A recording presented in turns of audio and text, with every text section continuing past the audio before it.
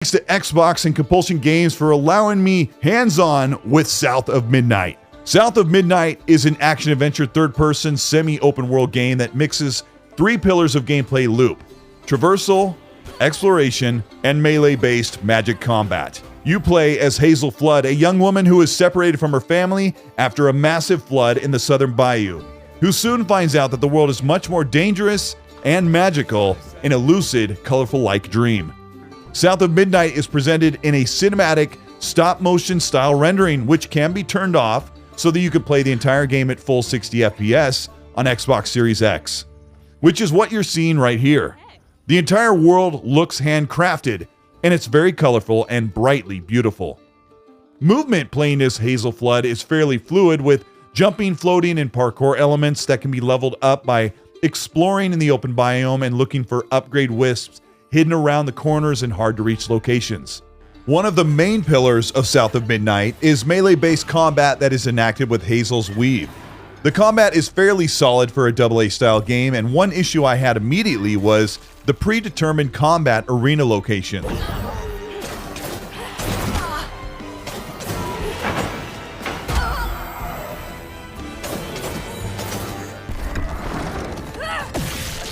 Hazel will walk into a curtained off area and enemies will spawn in, and you'll fight them using a mix of heavy and quick melee and a dash dodge to avoid enemy strikes. Once an enemy is down, you can rip the soul from these creatures, and when every last enemy is defeated, combat is over and flowers and vegetation overtake the inky scourge, giving you a sense of healing the land as you go along. While in open world exploration gameplay there isn't much combat other than the traversal challenges and light puzzles, most combat seems to be set inside these fighting arenas.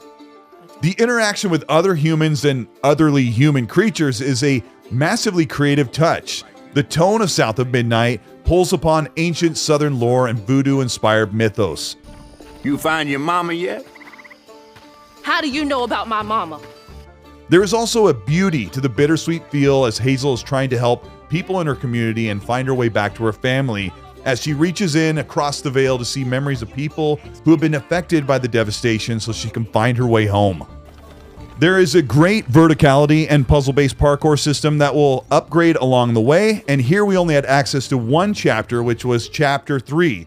Early on in the game, with just a few combat mechanics, you'll get a traversal double jump, wall running, and a parasol floating mechanic that felt really great and allowed me to jump and land exactly where I needed to. One complaint with the traversal I have is that you can use a power to materialize platforms so you can reach longer jumps, but Hazel cannot use this power while she's in mid-air, so she has to be on the ground, which means you can't chain together really great creative traversal mechanics.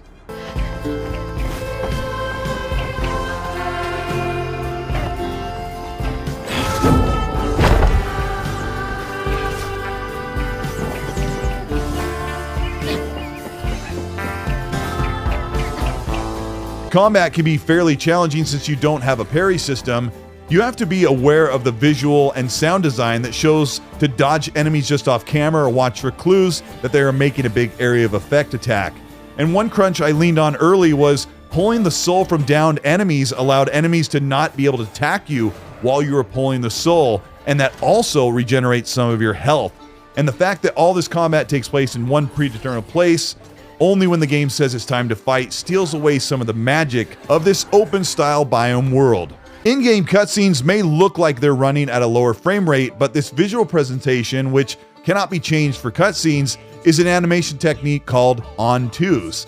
And this is a very common thing in claymation and stop-motion movies. This is a design choice that Compulsion made that I didn't mind at all, especially for the cinematics, as it felt like I was watching a high-quality Tim Burton movie. And the rendering style of each of the characters and the way they are modeled is a visual treat amongst hundreds of games we play every year that shoot for photorealism. But the gameplay and the camera are all set to run at 60 FPS if you want. And in gameplay for me, this made South of Midnight feel like a playable, stylized movie. There is an upgrade system that allows you to increase Hazel's combat effectiveness or speed up health recovery, but since this was such an early part of the game in preview, I can only expect that we'd have abilities outside of the melee weave and the dodge dash. This preview was lacking any major big set pieces or boss battle moments, but we've seen those in the footage that has been provided by Compulsion Games in late last year, with Hazel fighting a gigantic cursed crocodile. But even in those moments where I was just traversing treetops, jumping over flooded locations and cutting through abandoned homesteads, I was treated to a visual, wonderful presentation of color splashes, bright, warm, soaking sunlight, and the rumblings of a Southern folk and blues soundtrack that was persistent throughout my playtime. Easy to blame Benji, my mother's favorite son. For her and my family, my plan had begun.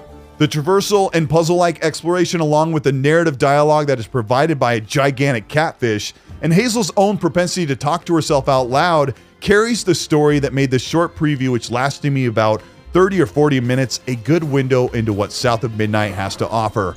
I'm still cautiously optimistic that the traversal will stay fresh and those combat segments will ramp up in excitement with more tools at my disposal, but from what I saw here, it's promising and keeps me just at bay from being overhyped. Compulsion Games has been able to deliver some really creative and outside-of-the-box games that fans have loved, but I haven't always resonated with those games. But South of Midnight is more in line with something I could be excited about. South of Midnight is releasing April 8th, 2025, and I was grateful to have hands-on time with this, and I'm excited to see what improvements come with the full game, full access, and this gigantic creative world. I can't wait to see how the story kicks off and where it'll take us in this corrupted, cursed, and beautiful Southern